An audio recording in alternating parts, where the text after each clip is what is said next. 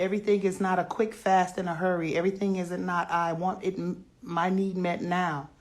How many of you know faster is not always better? Well, Tynisha, I don't believe that. Oh, you don't? Okay. I'm going to tell you a story of a young lady.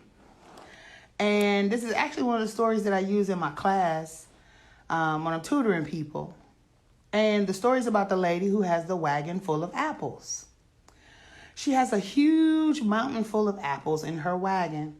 And she meets the farmer and she gets the apples.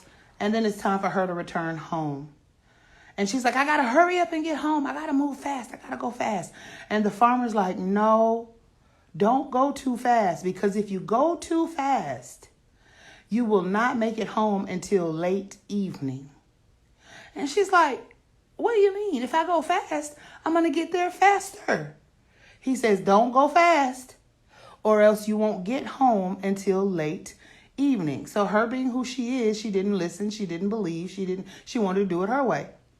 She sets out on her adventure and she's going fast. I mean, fast, trying to make it back home before the sun sets. As she's going, she hits a pothole or a hole or dip or whatever you want to call it, crater, whatever. And apples fly everywhere. She has to get out of the wagon, go get all the apples that have fallen out, put them back into the wagon, and then she continues on her journey again. And on this journey, she continues to go fast. And she hits another bump. Boom, boom, boom. Apples go everywhere. Guess what she has to do? Get out of the wagon. Get all of the apples that have fallen out of her wagon and put them back in the wagon. Still not learning her lesson, she continues to go fast, fast, fast, fast. And at this point, she remembers what the farmer told her. And she sees the sun going down. The farmer told her, the faster you go, you will not get home until late evening. She shook it off and continued on her drive. She kept going fast. She didn't slow down. Matter of fact, she went faster, determined to beat the sun. How many of you know she hit another bump? And this time, all of the apples fell out of the wagon. So this huge hill of apples, she had to find each one, put them back into the wagon. And by this time, it was pitch black dark. By this time, she didn't even have a flashlight, a lantern, nothing. She couldn't even see barely what she was going. It was only the moonlight that was really guiding her home. Y'all gonna catch it before you leave. Eventually, she gets all the apples into the wagon and she gets home. It is pitch black dark. It is so late. It is way later than what it would have been had she taken her time, had she listened to the farmer. That's key. Had she listened to the farmer, she would have been able to make it back home way before midnight, way before it got dark, and she would have been home, safe, comfy in her bed.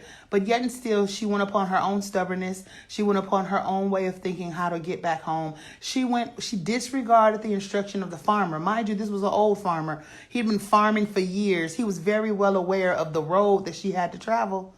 And he was very well aware of the process of getting apples from one place to another. But she disregarded his instruction. And as a result, she did not make it home until late, struggling to get there, barely getting there, afraid on this road all by herself, not with any kind of light other than the small sliver of moonlight. Tynisha, what did you just tell us that story for? Many times God gives us instructions. He says, hey, wait on me. Wait on me. And I promise I'm going to make sure you get to where you need to get, intact and on time. But instead, we disregard what the farmer says, i.e. God.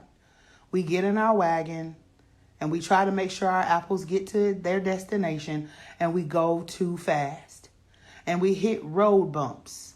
And then we have to get out, start back all over again because we did not listen to, y'all gonna catch it before you leave, because we did not listen to the farmer. And we have to go through these cycles of missing it, having to get out, having to start over, being upset, delaying ourselves, missing the time frame for which we are to arrive to our expected destination. Come on, somebody. But God, in his infinite wisdom, grace, love, and mercy towards us, he still gives us a little sliver of light to help us even on this very, very, very, very dark path that we do not have to experience had we listened to the farmer in the beginning. That's the story. That's the story.